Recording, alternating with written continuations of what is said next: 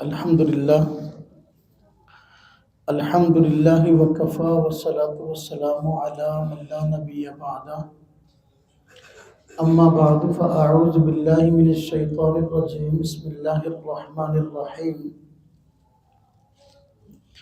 سنريهم آياتنا في الآفاق وفي أنفسهم حتى يتبين لهم أنه الحق وقال الله تعالى والشمس تجري لمستقر لها وقال الله تعالى للشمس ينبغي لها أن تدرك القمر ولا الليل سابق النهار كل في فلك يسبحون وقال الله تعالى وجعلنا من الماء كل شيء حي وقال الله تعالى ما جعل الله لرجل من قلبين في جوفه اللهم صل على محمد وعلى آل محمد كما صليت على إبراهيم وعلى آل إبراهيم إنك حميد مجيد اللهم بارك على محمد وعلى آل محمد كما باركت على إبراهيم وعلى آل إبراهيم إنك حميد مجيد 3 روزہ محاضرات علمیہ رد الحاد کا آج تیسرا دن اور پہلی نشست ہے۔ ابھی ہم رب تعالیٰ کے وجود پر سائنسی دلائل کیا ہیں یہ پڑھیں گے۔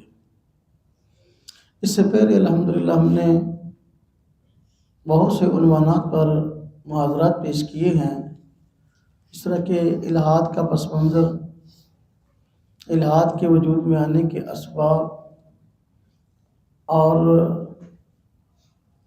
الحادی مختلف تحریکوں کا تحقیقی جائزہ اور ملحدین کی طرف سے پیش کیے گئے 3 معاشی نظام، اور اس کے علاوہ قرآن کریم کی حقانیت، نبی کریم صلی اللہ علیہ وسلم کی نبوت، تصور نبوت، اور اس کے علاوہ ہم نے نظریہ ارتقاء، بگ بینگ اور اس جیسے اور دیگر کئی عنوانات پر گفتگو کی ہے۔ ابھی انشاءاللہ رب تعالیٰ کے وجود پر سائنسی دلائل ہم کیا پیش کر سکتے ہیں وہ اس عنوان پر گفتگو کریں گے۔ اس عنوان کو اختیار کرنے کی ضرورت کیوں پیش آئی؟ اس عنوان کو اختیار کرنے کی ضرورت اس لیے پیش آئی کہ ملحدین رب تعالیٰ کے انکار پر بعض سائنسدانوں کی آراء کو پیش کرتے ہیں، تو وہ کہتے ہیں کہ سائنس کی روح سے بھی رب تعالیٰ کا وجود ثابت نہیں ہوتا، تو گویا رب تعالیٰ کے انکار پر سائنس کو بنیاد بناتے ہیں، حالانکہ رب تعالیٰ کا وجود ایک یقینی چیز ہے۔ سائنسی آراء یہ ایک گمان کی حد تک ہے۔ آج ایک سائنسدان کی رائے کچھ ہے اور کل کو کچھ ہو جاتی ہے۔ ماضی میں بہت ساری تحقیقات ایسی ہیں جو سائنسی بنیاد پر ہوئی ہیں، لیکن آج کے سائنسدان خود ان کو جھٹلا چکے اور کہتے ہیں وہ تحقیقات غلط تھیں اور صحیح تحقیق یہ ہے۔ تو جب سائنسی تحقیقات کا خود حال یہ ہے کہ وقت گزرنے کے ساتھ بندہ خود اپنی رائے تبدیل کر لیتا ہے یا دوسرا بندہ اس کی رائے کی نفی کر دیتا ہے، تو پھر رب تعالیٰ کے وجود کے انکار پر سائنس کو دلیل بنانا اس طرح سمجھ میں نہیں آتا۔ اور رب تعالیٰ کے وجود پر اس چیز کو، رب تعالیٰ کے وجود کے انکار پر اس چیز کو بنیاد بنانا خود سائنس کی روح کے خلاف ہے۔ کیوں؟ اس لیے کہ سائنس کی جو بنیاد ہے وہ تجربہ پر ہے یا مشاہدہ پر ہے، تو رب تعالیٰ کا انکار کیسے کرتے ہیں؟ کہ ان کو تجربہ ہوا ہے یا انہوں نے مشاہدہ کیا ہے؟ تو نہ ان کے پاس مشاہدہ ہے تو نہ ان کے پاس تجربہ ہے.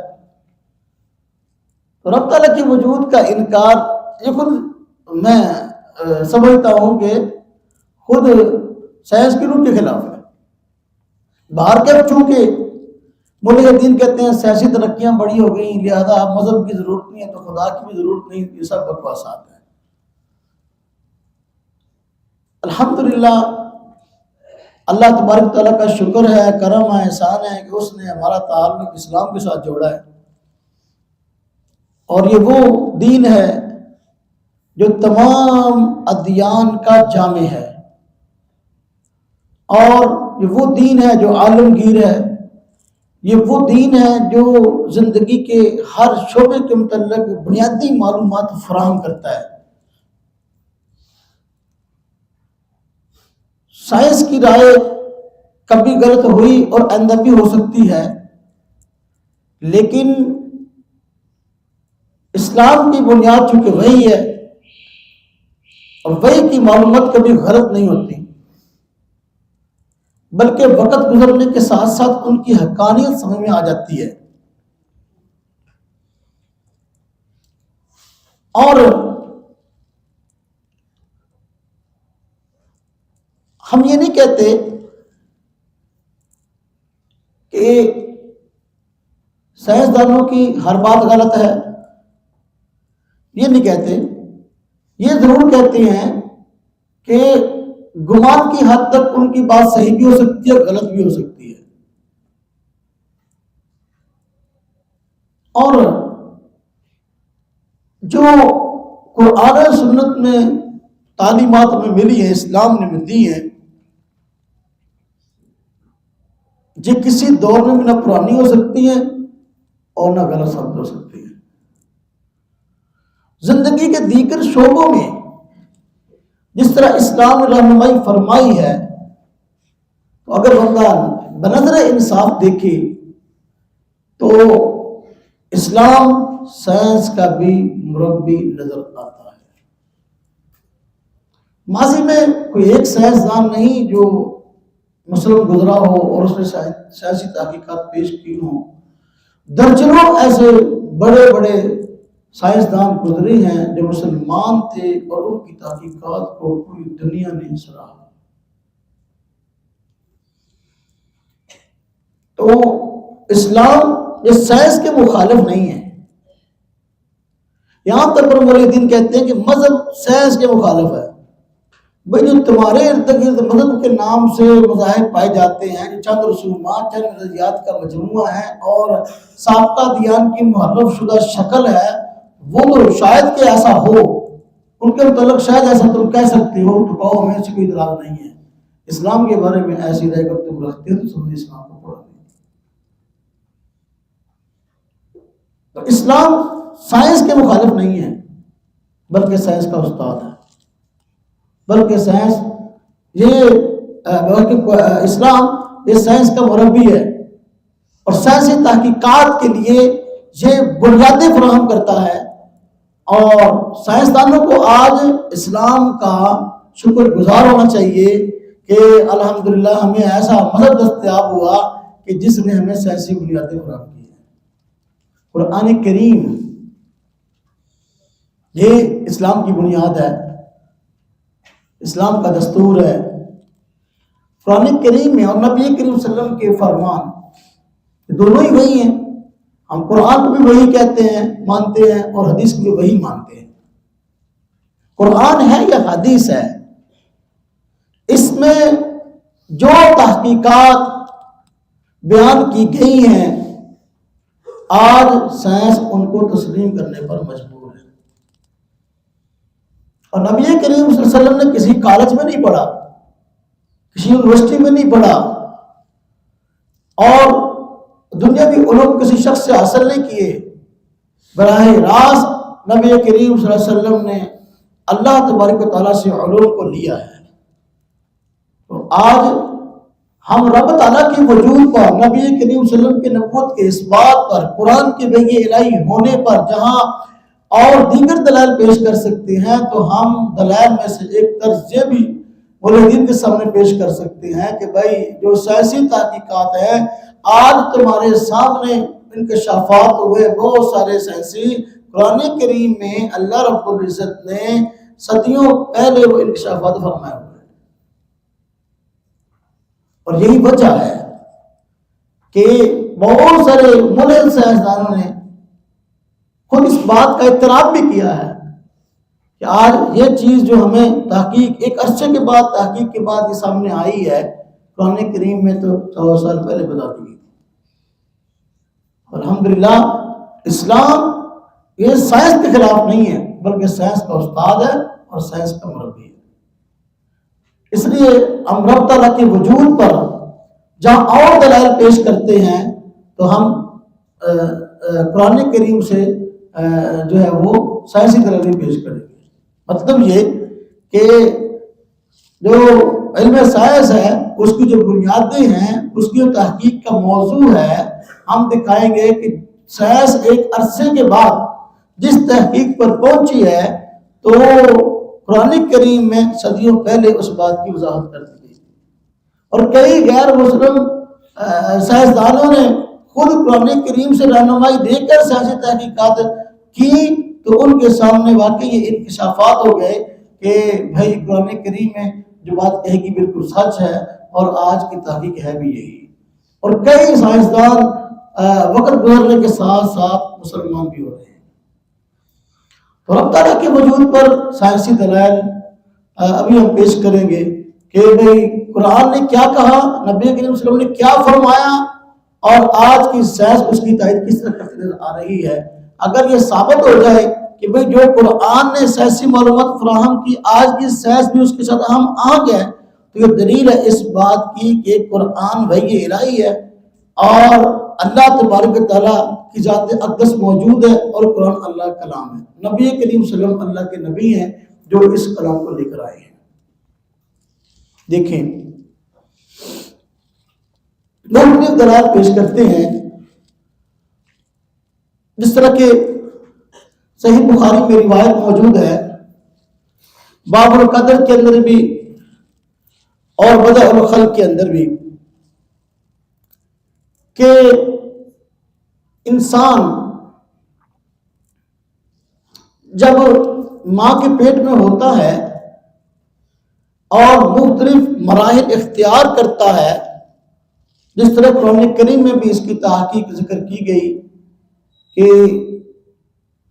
انسان ماں کے پیٹ میں پہلے نطفہ کی حالت میں ہوتا ہے، ناپاک قطرے کی حالت میں، پھر جو ہے جمے ہوئے خون کی حالت میں، پھر جو ہے وہ گوشت کے لوتڑے کی حالت میں، پھر اللہ تبارک و تعالیٰ اس کو وجود اور اعضاء عطا فرماتے ہیں۔ یہ مراحل اس کو قرآن کریم میں اللہ فرمایا من نطفہ، علقہ، مضغہ، فکسونا عظام لحما، یہ تذکر قرآن کریم میں ایک نہیں متعدد آیات میں موجود ہے۔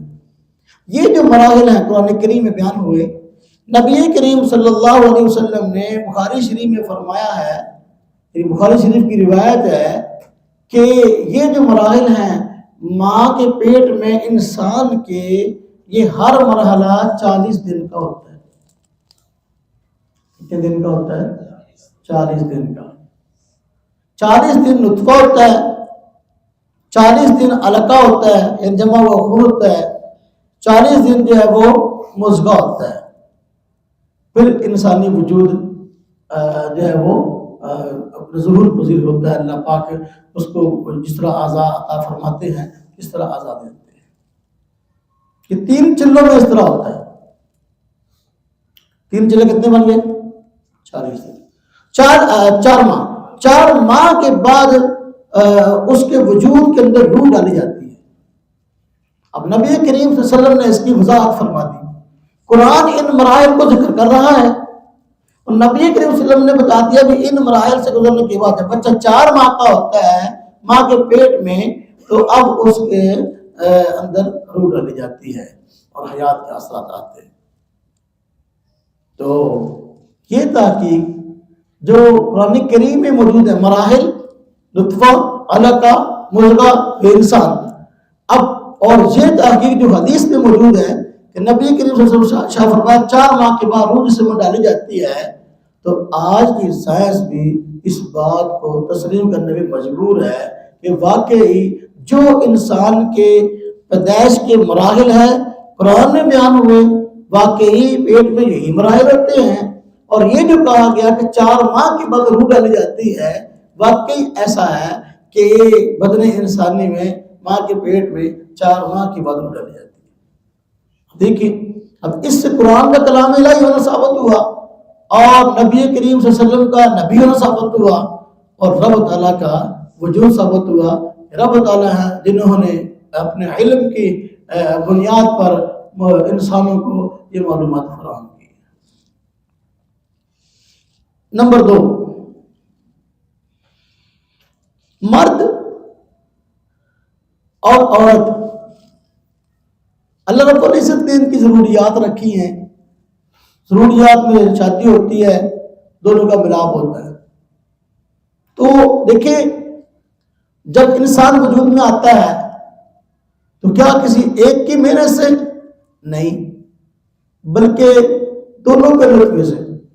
ایک یہودی نبی کریم صلی اللہ علیہ وسلم کے پاس آیا، اور مسند احمد میں روایت موجود ہے، اس نے آ کر سوال کیا نبی کریم صلی اللہ علیہ وسلم سے کہ آپ بتائیں کہ انسان کیسے وجود میں آتا ہے؟ تو حضور نبی کریم صلی اللہ علیہ وسلم نے ارشاد فرمایا مرد اور عورت دونوں کے نطفے سے وجود میں آتا ہے۔ اب یہ بات حضور نبی کریم صلی اللہ علیہ وسلم نے 1400 سال پہلے بتا دی، اور یہ بات صدیوں بعد یہ اپنا سائنسدانوں کو معلوم ہوئی، اور انہوں نے اس چیز کا جو ہے وہ اظہار کیا کہ یہ بات واقعی ٹھیک ہے کہ بچہ جو وجود میں آتا ہے مرد اور عورت دونوں کے نطفے سے وجود میں آتا ہے۔ 7ویں صدی عیسوی میں نبی کریم صلی اللہ علیہ وسلم نے بتا دی، اور اس کے بعد صدیوں بعد سائنس کو اس بات معلوم ہوئی کہ واقعی ایسا ہی ہے۔ تو پھر دیکھیں اسلام سائنس کا مربی ہوا، استاد ہوا، یا اسلام سائنس کے مخالف ہوا؟ اس سے صاف بات معلوم ہوتی ہے کہ نبی کریم صلی اللہ علیہ وسلم اللہ کے نبی ہیں، اور حدیث اور قرآن یہ وحی ہے، اور رب تعالیٰ کا ذات اقدس کا وجود اپنی جگہ پر حق ہے۔ اسی طرح نمبر 3، تیسری دلیل کہ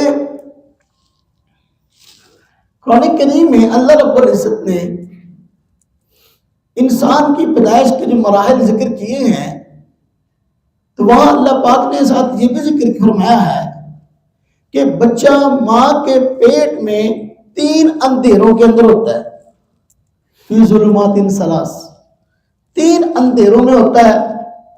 اب یہ 3 اندھیروں والی بات قرآن کریم میں صدیوں پہلے مذکور تھی، اور سائنس کو اس بات کا انکشاف صدیوں بعد ہوا کہ واقعی بچہ ماں کے پیٹ میں 3 اندھیروں کے اندر ہوتا ہے۔ 3 اندھیرے کون سے؟ یعنی ایک تو ماں کا پیٹ، مادر رحمی، اور ایک پیٹ، اور دوسرا جو ہے وہ رحم کا اندھیرا، یعنی ماں کے پیٹ کا اندھیرا، ماں کے رحم کا اندھیرا، اور تیسرا وہ جھلی جس کے اندر بچہ لپٹا ہوا ہوتا ہے۔ یہ 3 اندھیرے ہیں جس کے اندر بچہ موجود ہوتا ہے۔ قرآن کریم میں اللہ رب العزت نے اس بات کا تذکرہ فرمایا ہے فی ظلمات ثلاث، یہ بچہ ماں کے پیٹ میں 3 اندھیروں میں ہوتا ہے۔ تو ماں کا پیٹ، ماں کا رحم اور وہ جھلی، یہ 3 اندھیرے ہیں۔ سائنس نے واقعی اس بات کو تسلیم کیا کہ واقعی یہ 3 اندھیرے موجود ہوتے ہیں۔ تو اللہ تبارک تعالیٰ کا شکر ہے کہ یہ بات سائنسدانوں کو بعد میں معلوم ہوئی، اور خود قرآن کریم میں اللہ پاک نے صدیوں پہلے بتا دی۔ تو بھائی اسلام تو سائنس کا مربی اور استاد ہے، نہ یہ کہ اسلام سائنس کے خلاف ہے۔ اس سے یہ بات ثابت ہوئی کہ واقعی قرآن اللہ پاک کا کلام ہے، اور رب تعالیٰ کی ذات اقدس کا وجود موجود ہے۔ نمبر 4، دیکھیے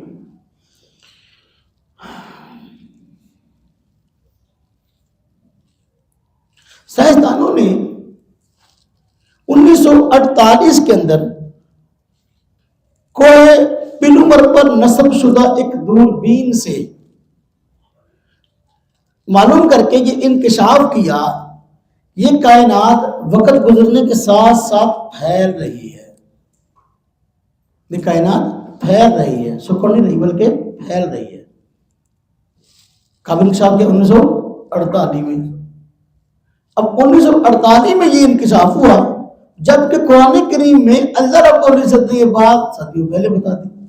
فرمایا اللہ پاک نے وَالسَّمَاءَ بَنَيْنَاهَا بِأَيْدٍ وَإِنَّا لَمُوسِعُونَ. السَّمَاءَ بَنَيْنَاهَا کہ ہم نے آسمانوں کو بنایا بِأَيْدٍ ہاتھوں سے وَإِنَّا لَمُوسِعُونَ اور ہم اس میں توسیع کرتے رہیں گے.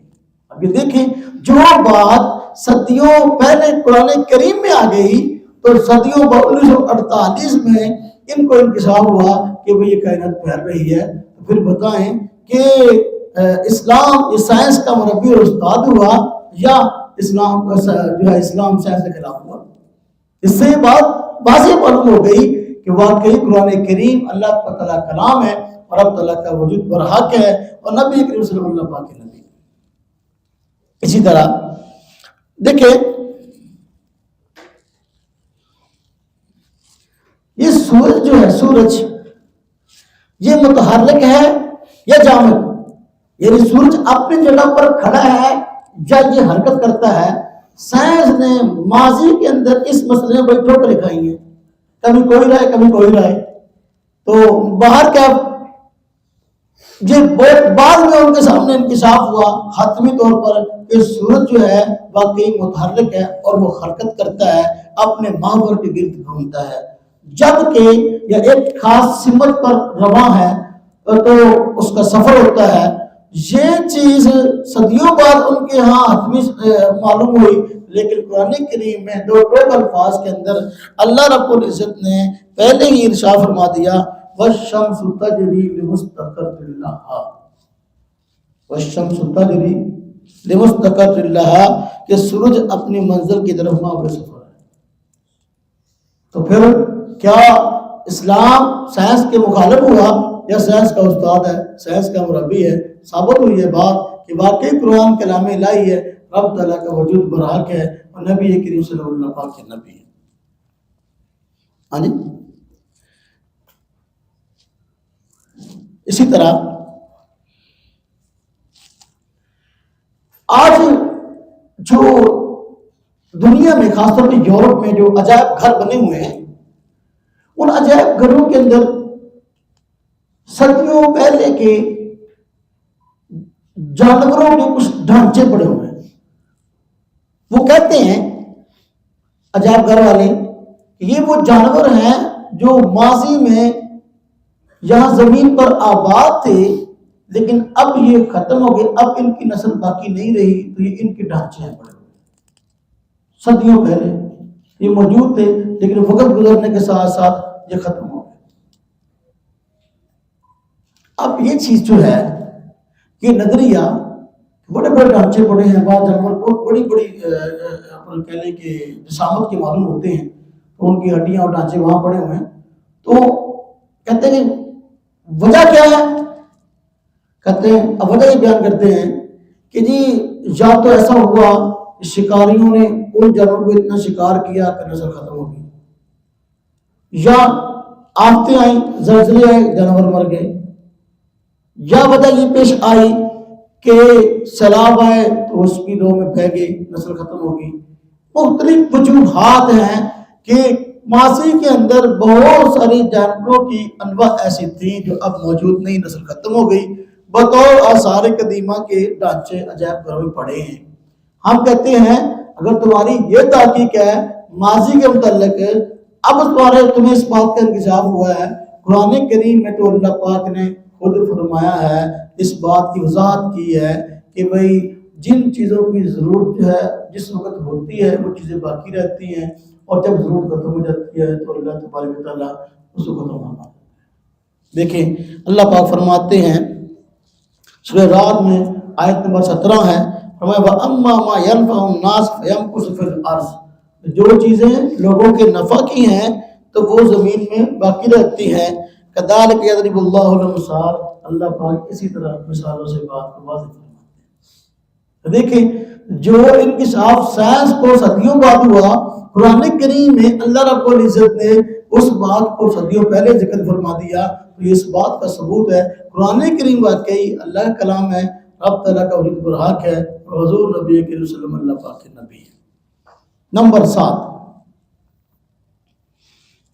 جی، نمبر 7 دیکھیں، سائنس کا موضوع مادیات ہے۔ عموماً روحانیت سے تو بات نہیں کرتا نا، یہ اسلام ہے نا جو روحانیت کی بات کرتا ہے اور مادیات کی بات کرتا ہے۔ سائنس کا موضوع مادیات ہے، وہ مادیات میں بھی وہ ایک ترتیب رکھتے ہیں کہ مادیات میں یہ چیز یہ سخت ہے، یہ اس سے بھی سخت ہے، یہ اس سے بھی سخت ہے، ایک درجہ بندی ہے۔ یہ درجہ بندی مادیات میں کس ترتیب پر کس طرح ہے، سائنسدانوں کو اس کا انکشاف صدیوں بعد ہوا۔ نبی کریم صلی اللہ علیہ وسلم نے صحابہ کرام نبی کریم صلی اللہ علیہ وسلم نے حدیث قدسی میں اس بات کو بیان فرمایا کہ اللہ پاک نے وضاحت فرمائی، فرشتوں نے سوالات کیے اس کے متعلق، جس طرح کہ یہ روایت موجود ہے کہ حضور نبی کریم صلی اللہ علیہ وسلم شاہ فرماتے ہیں، ترمذی شریف میں روایت موجود ہے کہ اللہ پاک نے زمین کو پیدا فرمایا تو وہ کانپنے لگی اور ڈولنے لگی۔ تب اللہ تعالیٰ نے پہاڑوں کو پیدا کیا اور ان کو زمین پر گڑ کے فرمایا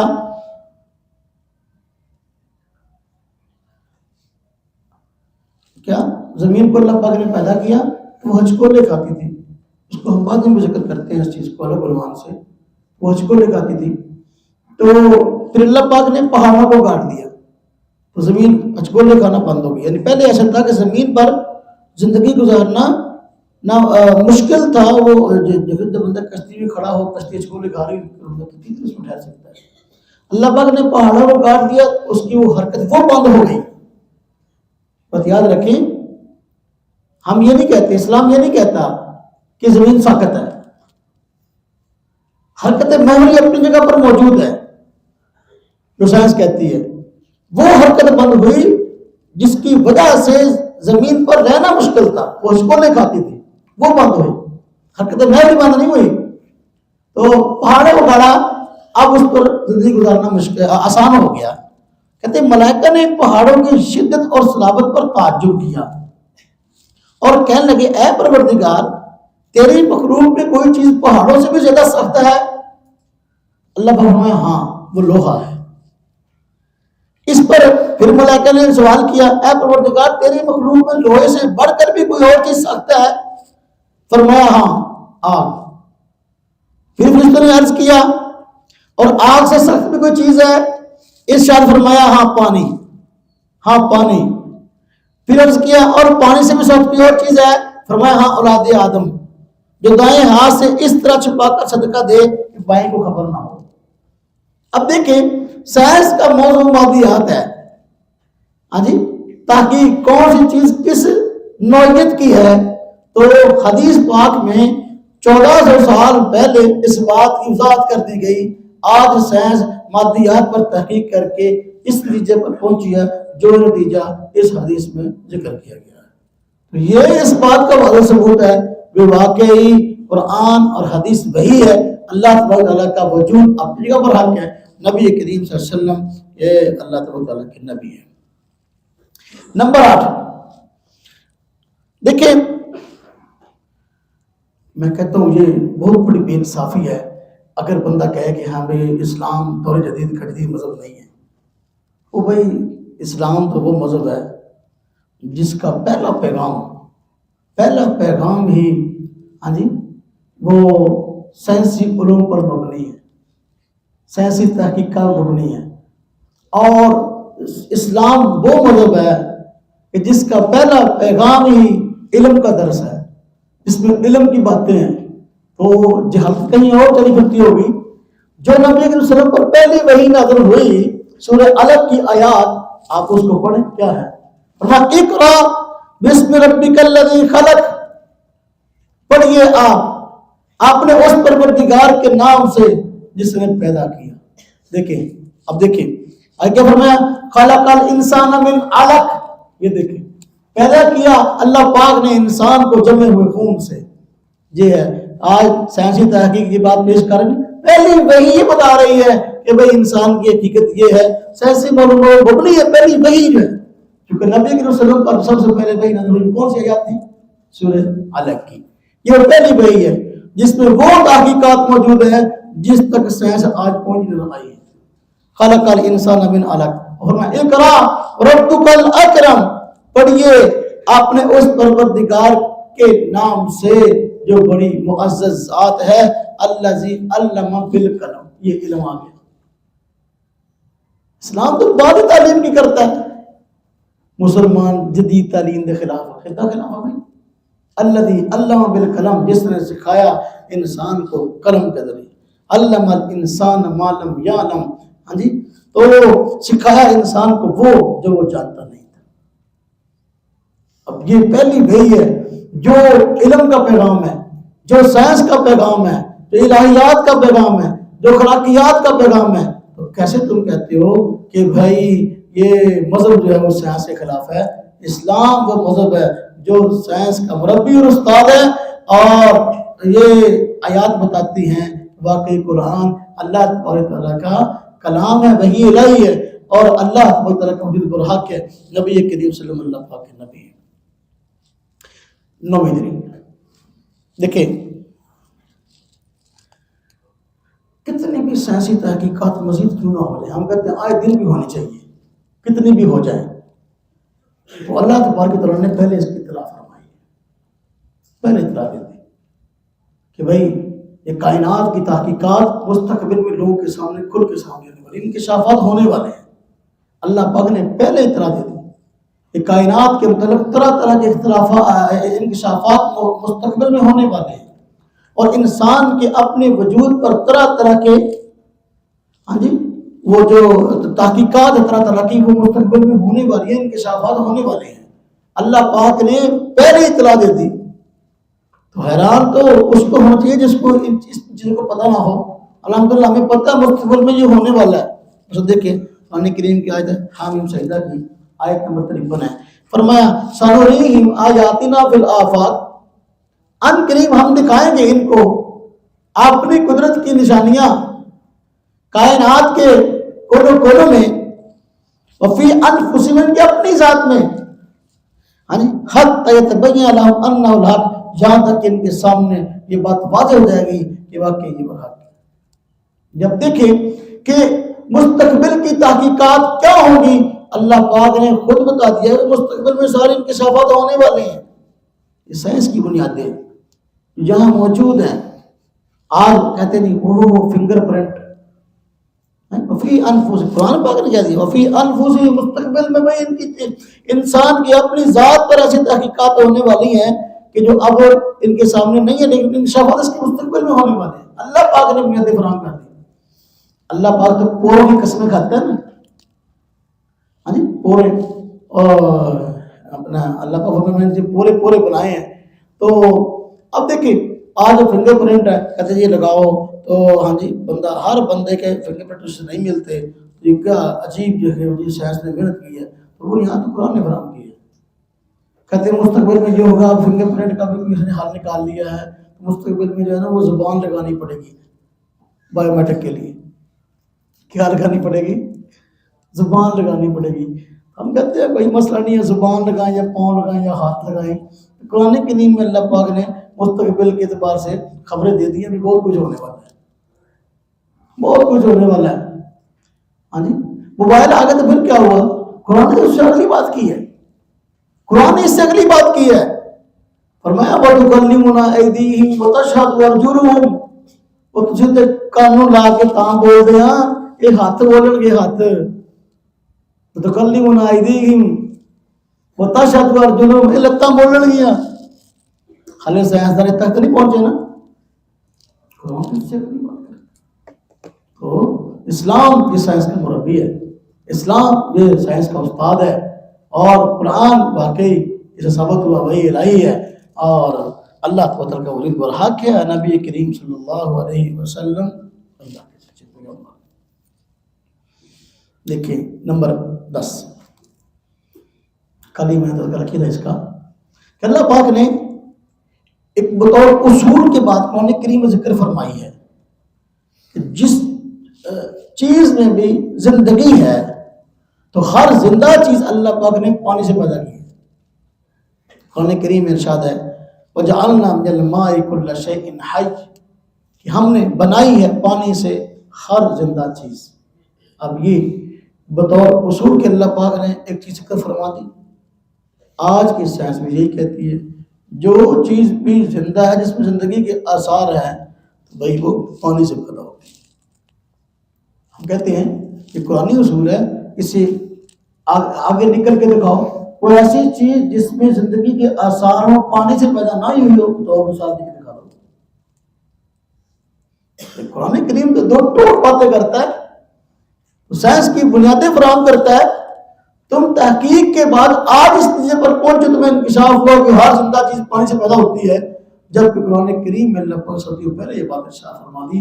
اس سے یہ بات واضح ہوئی قرآن کریم واقعی اللہ تبارک تعالیٰ کا کلام ہے اور نبی رسول اللہ کو سچے نبی ہیں, رب تعالیٰ کا وجود پر حق ہے. نمبر 11 دلیل نمبر 11 قرآن کریم میں اللہ تبارک تعالیٰ نے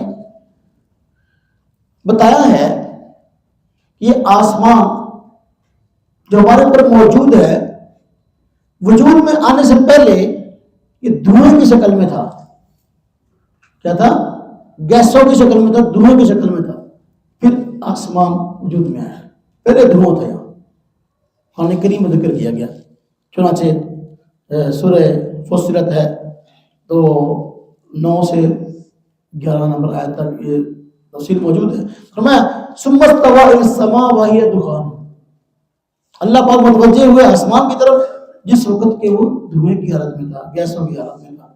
آج سائنس بیچاری صدیوں بعد جو ہے وہ اس نتیجے پر پہنچی ہے, ان کو انکشاف ہوا کہ واقعی یار آسمان کے بننے سے پہلے جو ہے یہاں جو ہے وہ کیسے تھی اور دھواں تھا, تو پھر وجود میں آیا.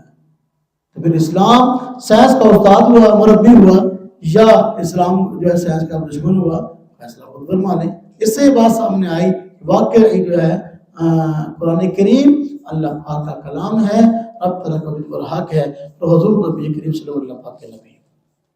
نمبر 12 ہاں جی نمبر 12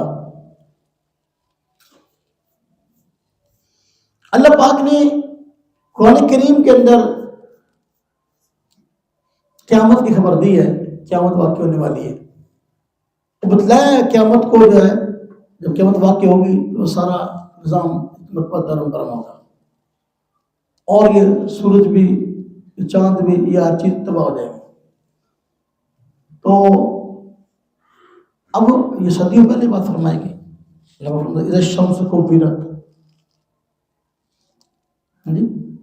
آج سائنس کہتی ہے کہ ہاں جی بالکل ایسا ہونے والا ہے کہ اتنے بیلن سال بعد جو ہے وہ سورج کا ایندھن ختم ہو جائے گا اور یہ اپنا کام کرنا چھوڑ دے گا. ہم کہتے ہیں کہ اگر قرآن نے اس بات کی اطلاع کی ہے اور تم اس بات کو تسلیم کر گئے ہو تو اس سے معلوم ہوا جس قیامت کو تم نہیں مانتے ہو قیامت بھی پر حق ہے. مولد قیامت کو نہیں مانتا, قیامت پر حق ہے. اور قرآن کریم وہی الہی ہے, اللہ پاک پر حق ہے, نبی صلی اللہ علیہ وسلم کے نبی. اللہ اکبر. جی سائنسدانوں نے مختلف تحقیقات سے اور آثار قدیمہ پر محنت کرنے سے یہ نتیجہ نکالا ہے کہ اس سرزمین پر اس کے خاص خطے پر کچھ لوگ ایسے بھی آباد رہے ہیں جن کے قد آج کے انسانوں سے بہت لمبے لمبے تھے اور بڑے طاقتور لوگ تھے. اور بعض پہاڑوں اور پہاڑی علاقوں کو انہوں نے کہا ہے کہ اس کے اندر جو عمارتیں بنی ہوئی نظر آتی ہیں, پہاڑوں میں گھر بنائے گئے ہیں, تو یہ ان طاقتور انسانوں کے بنائے ہوئے ہیں بغیر آلات. اب یہ انکشاف سائنس پر کب ہوا؟ صدیوں بعد. لیکن قرآن کریم میں اللہ پاک نے تذکرہ فرما دیا کہ ایک قوم عاد تھی اور قوم سمود تھی. قوم عاد اور قوم سمود یہ انہی صلاحیتوں کے مالک تھے کہ ان کے قد بہت لمبے لمبے بڑے بڑے قد تھے, 60 ہاتھ قد تھے ہاں جی کتنا لمبا قد ہوگا، ہاں جی تو ان کے متعلق بتایا گیا قرآن کریم میں کہ یہ طاقت میں بہت طاقتور تھے اور طاقت میں اپنی مثال آپ تھے. بھائی یہ کون ہے؟ کس کا یہ موٹر سائیکل؟ قابو کا ہوگا، کنٹرول ادھر ہی ہوگا اس کا. جی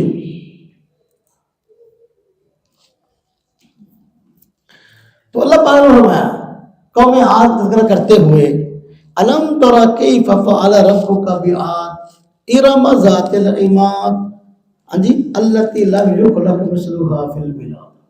یہ لو فرمایا کیا تو نے دیکھا نہیں کہ تیرے پروردگار نے قوم عاد کے ساتھ کیا کیا، یعنی ارم کے ساتھ جو کہ ستونوں والی تھی. ستونوں کا کیا یعنی جتنا پلر اور ستون لمبا ہوتا ہے، ہاں جی اور مضبوط ہوتا ہے ایک دم سے. ہاں جی التی لم یخلق مثلها فی البلاد کہ اس سے پہلے شہروں میں اس طرح کے بندے پیدا نہیں کیے گئے. اب دیکھیں یہ بنیاد جو قرآن نے فراہم کی صدیوں پہلے تو صدیوں بعد اب سائنس کہہ رہی ہے واقعی آثار قدیمہ کو دیکھ کر معلوم ہوتا ہے کہ ماضی میں کوئی اتنی بڑی مخلوق انسان ہے بڑے قدوں والی طاقتور رہتی تھی. تو اس سے معلوم ہوا کہ قرآن جو ہے یہ سائنس کا مربی اور استاد ہے، نہ کہ سائنس کے مخالف. قرآن کریم وحی الہی ہے اور اللہ تبارک و تعالیٰ کا وجود اپنی جگہ پر حق ہے، نبی پاک صلی اللہ کے نبی. نمبر 14 میں نے کہا تھا نا ہمارے پاس اتنے دلائل ہیں کہ وقت کم پڑ جاتا ہے، دلائل زیادہ ہوتے ہیں. دلائل پہ دلائل ہے. ہاں جی نمبر 14 قرآن کریم میں اللہ تبارک تعالیٰ نے ایک بڑی زبردست بات ارشاد فرمائی. سائنس بیچاری صدیوں بعد اس نتیجے پر پہنچی. کیا کہ سائنسدانوں کو یہ کہنا تھا ماضی میں کہ چھوٹی سے چھوٹی چیز جو ہو سکتی ہے نا کسی کو ہم بیان کر سکتے ہیں یہ چیز سب سے چھوٹی تو وہ ذرہ ہے. کیا ہے؟ کہتے نہیں کہ ذرہ برابر ذرہ، تو سب سے چھوٹی چیز ذرہ ہے. اور یہ لا ينفك ہے، یعنی یہ ایسا نہیں ہے کہ یہ تجزیہ قبول کرے، یعنی اس کو ہم توڑ کے اس کے دو نہیں کر سکتے. ایک ذرے نے دو کر دیے، دو ذرے بن لیے، آدھا کر دیے، یہ نہیں ہونا. ماضی میں سائنسدان یہ کہتے آئے کہ بھئی جو سب سے چھوٹی مخلوق ہے وہ ذرہ ہے، اس سے چھوٹی چیز کوئی ہو نہیں سکتی، اور ذرہ خود تجزیہ قبول نہیں کرتا. ہم کہتے ہیں نا بات غلط تھی. قرآن کریم میں اللہ رب العزت نے پہلے بتا دیا کہ ذرے سے بھی چھوٹی چیز موجود ہے اور ذرہ بھی ٹوٹ کے دو ہو سکتا. پھر آج سائنس نے واقعی سلم کر لیا واقعی وہ ایک بندہ سکا انہیں ذرہ بھی توڑ کے دو ٹوٹے کھاتے ہیں. ہاں جی ابھی کچھ عرصہ پہلے انکشاف ہوا کہ ایک بندے نے محنت کر کے ذرے نے توڑ کے اسے دو ٹوٹے کر دیا. اسی کہنے اسے حج کیتے ہیں تو قرآن نے پہلے خبر دیتی ہے بھی ذرہ چھوٹی چیز بھی ہو جائے گی. دیکھیں یہ اللہ پاک فرماتے ہیں لا يعزب عنه مثقال ذرة في السماوات ولا في الارض ولا اصغر من ذلك ولا اکبر الا في کتاب مبین. فرمایا لا يعزب عنه مثقال ذرة، کوئی چیز نہیں چھپ سکتی رب تعالیٰ کی ذات اقدس سے. ہاں جی ذرہ کے وزن کے برابر آسمانوں میں اور نہ زمین میں. آگے فرمایا ولا اصغر من ذلك، نہ اس سے چھوٹی، یعنی کتنے چھوٹی ذرے ہوتے. اس سے معلوم ہوا کہ ذرے چھوٹی چیز بھی ہوتی ہے. تو سائنس بیچاری ٹھوکرے کا آگے بڑے وقت کی بات یہاں تک پہنچی ہے. قرآن نے پہلے بتا دیا ولا اصغر من ذلك، کہ نہ اس سے چھوٹی کوئی چیز چھپی ہوئی ہے ذرے سے اللہ پاک سے، اور نہ کوئی اس سے بڑی چھپی ہوئی ہے. تو الا فی کتاب مبین، مگر یہ کہ واضح کتاب میں موجود ہے، یعنی لوح محفوظ میں اس کا تذکرہ موجود ہے. تو اس سے بات ثابت ہوئی کہ واقعی یہ قرآن ہے یہ سائنس کا مربی اور استاد ہے، اور اللہ تبارک و تعالیٰ کا وجود پر حق ہے، نبی کے رسول اللہ کے نبی ہے. وہ بات سب میں آ رہی کہ نہیں آ رہی؟ میں قبرستان میں تو نہیں بیٹھا. اچھا دیکھیں اللہ پاک نے بے شمار بڑی مخلوقات پیدا کی ہیں، ان میں آسمان ہے. آسمان کتنی بڑی اللہ پاک کی مخلوق ہے. اللہ پاک نے اس کے متعلق فرمایا ہے کہ اتنا بڑا آسمان بنایا تو بھائی دوڑ پچ کے دیکھ لو ذرا ہر پاسے تمہیں کتے بھی یہ کوئی دراڑ سے سراخ نہیں ملنا ہے. سائنسدان تیرے دوڑتے بھائی دے رہے ہونے بھجے پھرتے ہیں, اب بھی دوڑ پھرتے ہیں بیچارے کہیں کو سراخ ڈھونڈ لیں لیکن ملیا نہیں انہوں نے کوئی بھی. اللہ کو فرماتے ہیں الذی خلق سبع سماوات طباقا, اللہ وہ ذات ہے کہ جس نے 7 آسمانوں کے طبقے پیدا کیے. ما تری فی خلق الرحمن من تفاوت, کیا دیکھتا ہے تو رحمان کی تخلیق میں کوئی فرق؟ فرج البصر هل تری من فطور, پھر نظر دلا کے دیکھ کیا تو دیکھتا ہے اس میں کوئی دلاٹ؟ اب یہ پورے کا پورا آسمان اتنا بڑا ہے, اس کی وسعتیں بہت لمبی ہیں, بہت بڑی ہیں. سائنسدان بیچارے صدیوں سے دیکھ رہے ہیں کہ اس میں کوئی دراڑ مل جائے, لیکن بیچاروں کو دراڑ ملی کوئی نہیں. اور قرآن پاک میں اللہ پاک نے پہلے خبر یہ تھی کہ جب جہاں بھی جاؤ کہیں آپ کو دراڑ نہیں ملے گی. سورہ ملک کی 3 آیت میں اس بات کی وضاحت کی گئی. تو اس بات کی دلیل ہے کہ واقعی جو ہے قرآن کریم یہ اللہ پاک کلام ہے اور اسلام سے اس کا ربی استاد ہے, جبکہ رب تعالیٰ کا وجود اپنی جگہ پر حق ہے. نمبر 16 نمبر آج تھوڑے متعلق خاص گل ہے, نوٹ کر لیں ایک نقطہ. ویسے ہر گل ہی خاص ہوتی ہے, سبق سبق کا مطلب ہے خاص گل ہے, سبق میں بات بتائی بھی جاتی ہے جو خاص ہوتی ہے, لیکن یہ ہمارے اہل قرآن کے متعلق ہے. اہل قرآن کے متعلق کیا کہ قرآن کریم میں اللہ رب العزت نے کلام کا ایسا طرز بنایا ہے کہ اس کے حروف, اس کی صورتیں اور اس کے الفاظ کا طرز جو ہے وہ جہاں اپنا کہہ لیں کہ ایک چیز ختم ہوتی ہے شروع ہوتی ہے, یہ طرز ایسا ہے کہ یہ اس میں 19 کا جو حروف ہے نا, 19 کا جو عدد ہے یہ کار فرما ہے. کیا ہے 19 کا, یعنی قرآن پاک دیکھو جو حروف گننا چاہو نا کتنے ہیں, تو ترتیب نہ گننا شروع کرو گے تو دیکھو گے ایک طرز نال 19 حروف آ رہے ہیں, گنتے جاؤ اور گنتے جاؤ لیکن جب پہنچے گا 19 حروف. ایک سورت شروع ہو دوسری سورت تک ترتیب نہ گنتے جاؤ 19 حروف ہوں گے, بیمہ نہیں ہوئے گا.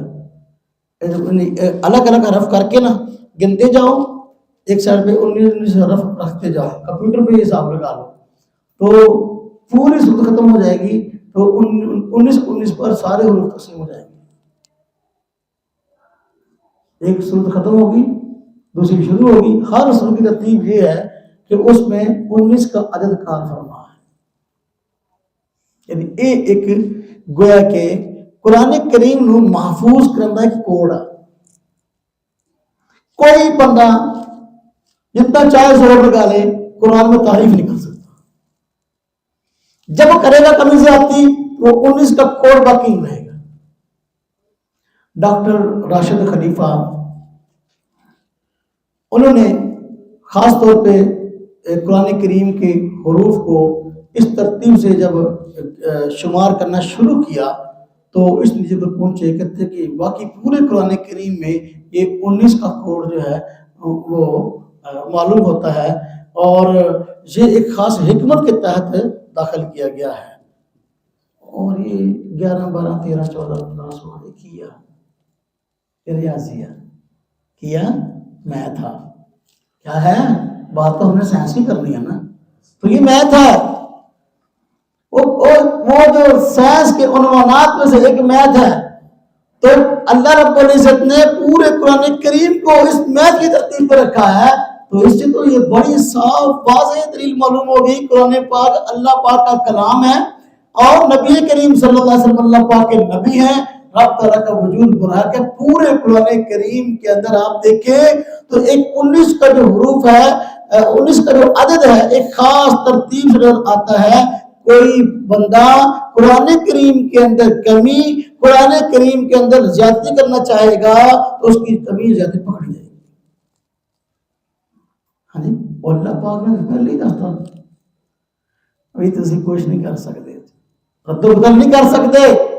انا نحن نزلنا الذکر و انا لہ لحافظ. اللہ فرمایا اس قرآن کریم کو ہم نے نازل کیا اور ہم اس کی حفاظت کرنے والے ہیں. تو یہ حفاظت اسباب کے درجے میں بھی ہے کہ ہر دور کے اندر اس کے لاکھوں حافظ موجود ہیں. اس سال ماشاءاللہ علماء دیوبند کے وفاق المدارس العربیہ میں 1,17,000 بچوں نے قرآن کریم حفظ کر کے اس کا امتحان دیا. ہمارا ملک پاکستان وہ ملک ہے جو پوری دنیا میں سب سے زیادہ حفاظ تیار کرتا ہے پوری دنیا کے اندر. ہاں جی، یہ اپنی جگہ حفاظ کا اقدام ہے، لیکن الفاظ کے اعتبار سے ہاں جی اللہ پاک نے یہ 19 کا جو کوڈ ہے یہ خاص طور پہ رکھا ہے کہ اگر کوئی بندہ اس میں گڑبڑ نہیں کرنا چاہے تو کرنا سکے. بات سمجھ آئی کہ نہیں آئی؟ اچھا چلو الحمدللہ. 17ویں دلیل یعنی 70ویں دلیل. 17 تو ویسے ہمارے ہم کہہ دیتے ہیں، 17 ہے صحیح.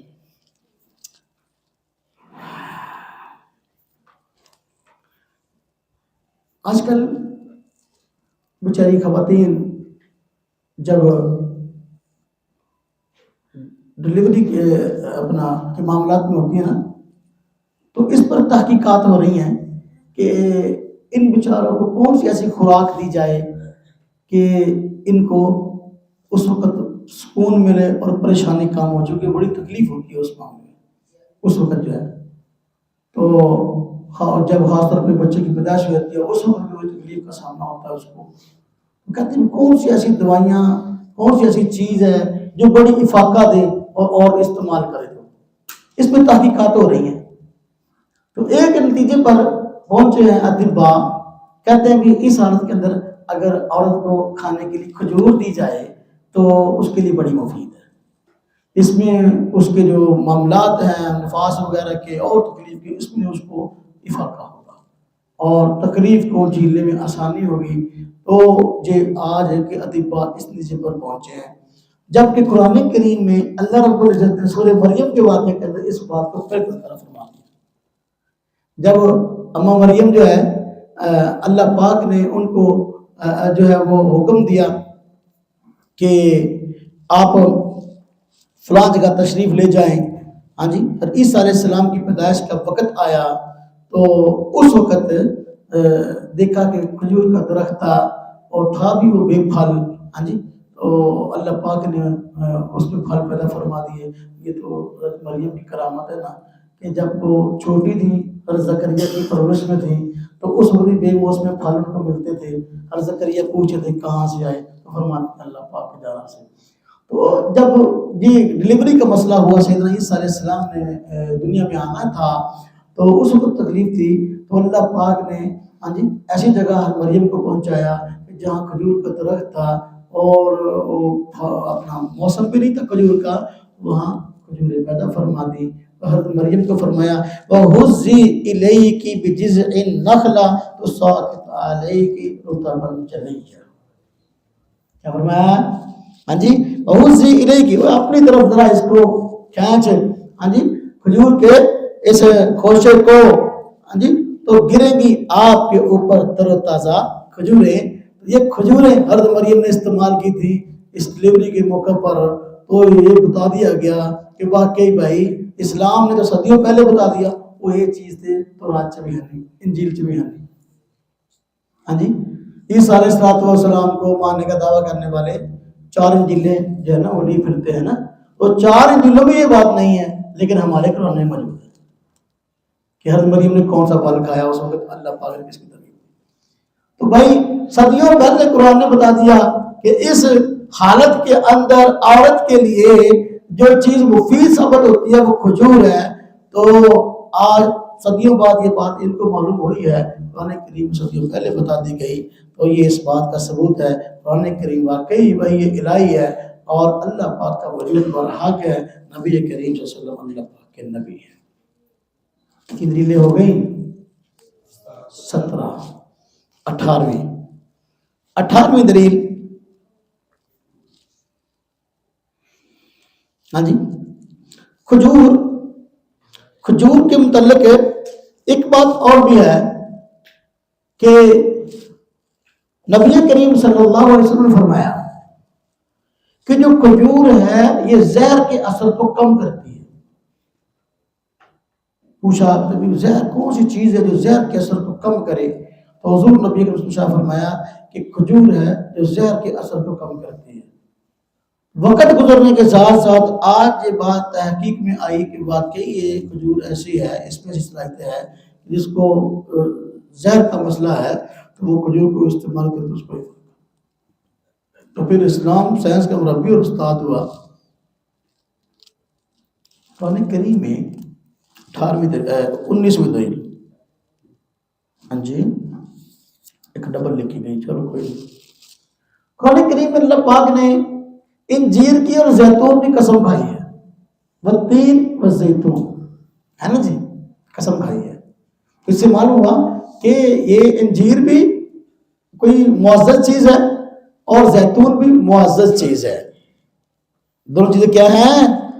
معزز چیزیں ہیں۔ تو حضور نبی کریم صلی اللہ علیہ وسلم نے حدیث مبارکہ میں فرمایا کہ انجیر جو ہے یہ بواسیر کا خاتمہ کرتی ہے، ہاں جی بواسیر کا علاج۔ اور زیتون کے متعلق یہ روایت ہے اپنا مستدرک حاکم میں امام ابو نعیم نے بھی ذکر کیا اور ابن سنی نے بھی کہ زیتون جو ہے 70 بیماریوں سے شفا ہے۔ زیتون جو ہے 70 بیماریوں سے شفا۔ آج تحقیق کے بعد اطباء اس نتیجے پر پہنچے ہیں کہ واقعی یہ دونوں چیزیں ان دونوں مرضوں کے لیے، بلکہ جو اس میں حقائق بیان کی گئی حدیث کے اندر واقعی ایسا ہے کہ بہت سے مرضوں کے لیے شفا ہے۔ تو پھر بھائی یہ جو اسلام ہے یہ تو سائنس کا، ہاں جی میڈیکل کا، یہ تو پھر استاد ہوا، مربی ہے، اپنے استاد کی توہین تو نہیں بندہ کرتا ہے، ہاں جی۔ اس لیے ہم کہتے ہیں اگر سائنس میں ترقی کرنا چاہتے ہیں تو قرآن کریم میں بہت سارے غور کر لو، بڑی چیزیں مل جائیں گی۔ نبی صلی اللہ علیہ وسلم کے فرمان میں غور کر لو، بہت ساری چیزیں تمہاری آخرت کی ہدایت کے لیے مل جائیں گی، دنیا تو دنیا ہے۔ اچھا نمبر 20، ہاں جی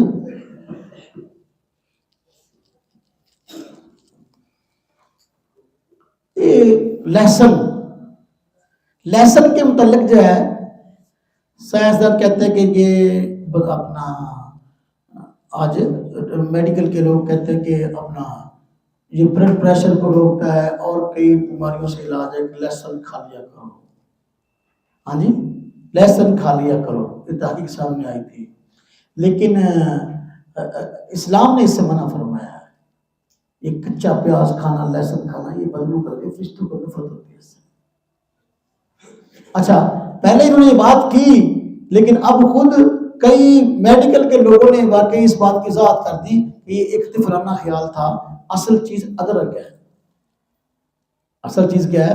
ادرک، جو بہت ساری بیماریوں سے شفا ہے، ادرک کو استعمال کیا جائے، چاہے ادرک کا شوربہ پیو، چاہے ادرک کو کچا کھاؤ، چاہے ادرک کو جو ہے وہ اس کا ارک نکالو، کچھ بھی ہے، وہ ادرک مفید ہے۔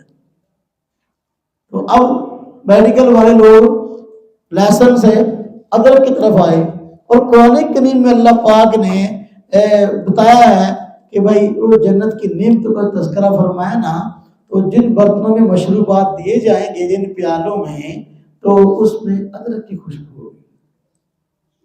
کیا ہوگی؟ ادرک کی خوشبو ہوگی۔ فرمایا یسقون فیہا کاسا کان مزاجہا زنجبیلا، زنجبیل یہ ادرک ہے، ہاں جی یسقون فیہا کاسا، ان کو پانی پلایا جائے گا ایسے برتنوں میں کہ جس میں خوشبو جو ہے وہ ادرک کی ہوگی۔ سورہ دہر آیت نمبر 17۔ تو دیکھیں یہ لہسن اور پیاز، اس سے اسلام نے جو ہے وہ نفرت کا اظہار کیا، بھی کھانے میں استعمال ہو جائے، پکا کے کھاؤ، ایک الگ چیز، کچی نہیں کھاؤ۔ تو اب میڈیکل والے بھی لہسن سے ادرک پہ آگے، تو جب بھی قرآن کریم میں ادرک کا جو ہے نا وہ پہلے تذکرہ موجود ہے، تو یہ سائنس کی مربی کتاب ہے اور سائنس کی استاد کتاب ہے، ہاں جی مخالفت تو نہیں کرنی چاہیے۔ اسے ثابت ہوا قرآن کریم واقعی کلام الہی ہے اور نبی رسول اللہ پاک کے نبی ہے۔ ہاں جی 21ویں دلیل، 21ویں دلیل شہد کے فوائد آج دنیا مان رہی ہے اس موسم میں تو خاص طور پہ شہد کا کاروبار بہت چلتا ہے سردیوں کے اندر، جس کو اور کوئی کاروبار نہیں ملتا کہتا ہے شہد بیچ لو یار، شہد کا کاروبار چلتا ہے۔ تو شہد کے فوائد بڑے آج ہر بندہ تسلیم کرتا ہے، ملک بھی تسلیم کرتا ہے اور جو اللہ کو مانتا ہے وہ بھی تسلیم کرتا ہے۔ ملک نے شاید تو آج شروع کیا یہ کام، لیکن قرآن کریم میں اللہ پاک نے پہلے بتایا بھئی یہ شہد ہے بہت ساری بیماریوں سے شفا ہے، شہد جو ہے یہ بہت ساری بیماریوں سے شفا ہے۔ دیکھیں سورہ نحل ہے آیت نمبر 69 ہے، فرمایا یخرج من بطونها شراب مختلف الوانه فیہ شفاء للناس، فرمایا یخرج من بطونها، یہ شہد نکلتا ہے شہد کی مکھی کے پیٹ سے، شراب مختلف الوان، جس کے رنگ جو ہے وہ مختلف ہے، یہ پینے کی چیزیں نکلتی ہیں، مراد وہی ہے شہد نکلتا ہے شہد کی مکھی کے پیٹ سے جس کے رنگ مختلف۔ آپ نے دیکھا نہیں بیری کا شہد اپنا بڑی مکھی کا شہد جو ہے وہ اس کا کلر اور ہوتا ہے، چھوٹی مکھی کا شہد کلر اور ہوتا ہے، مختلف رنگ جس میں لوگوں کے لیے شفا ہے۔ آج اگر سائنس اس بات جو پہنچی ہے، میڈیکل پر پہنچی ہے کہ واقعی جو ہے شاید یہ بہت سی بیماریوں سے شفا ہے، قرآن کریم یہ بات پہلے بتا دی گئی، اس سے بات ثابت ہوئی کہ واقعی جو ہے وہ قرآن اللہ پاک کا کلام ہے، نبی کریم صلی اللہ علیہ وسلم اللہ پاک کے نبی ہیں، اللہ پاک کا وجود پر حق ہے، اور اسلام یہ سائنس کا مربی اور استاد ہے۔ اچھا، قرآن کریم میں اللہ پاک نے کچھ چیزیں ایسی ہیں جن کو کھانے سے منع فرمایا۔ یہ مولد لوگ، یورپی لوگ بڑے شوق سے کھاتے تھے، تب کہ اسلام نے صراحتاً حرام فرمایا۔ وہ کیا؟ مردار جانور ذبح کرتے تھے، جو بے خون نکلتا ہے بہتا ہے وہ خون، خنزیر، اور وہ جانور جو گلا گھٹنے سے مر گیا، اور وہ جانور جو بلندی سے گر کے مر گیا، وہ جانور جو ٹکر لگنے سے مر گیا، چاہے جس کا کچھ حصہ درندے نے کھا لیا ہو، تو وہ یہ جانور ایسے ہیں جو قرآن کریم میں اللہ پاک نے حرام فرمائے ہیں۔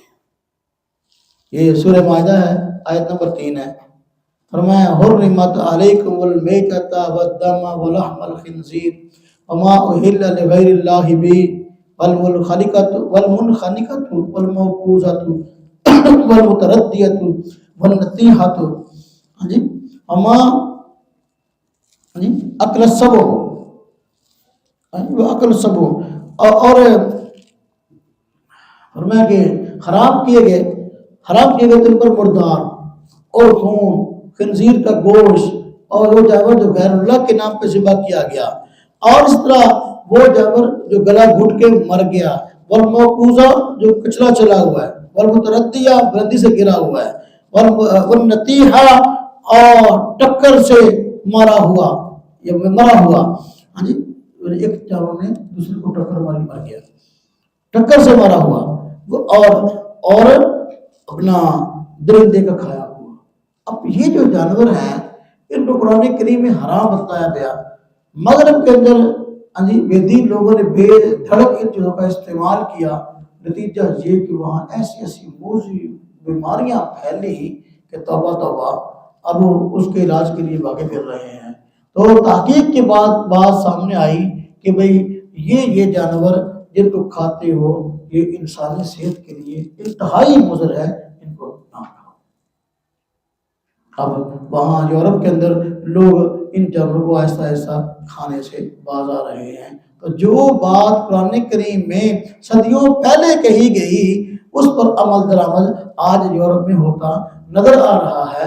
تو اس سے بات سمجھ میں آئی کہ بھائی اسلام جو ہے یہ تو انسانیت کا، سائنس کا، میڈیکل کا یہ تو استاد ہے، مربی ہے، اور اللہ پاک واقعی ان کا وجود موجود برحق، اور قرآن کلام الہی ہے، نبی کے رسول اللہ پاک کے نبی ہے۔ ہاں جی 22 دلیلیں ہوگی، 23ویں دلیل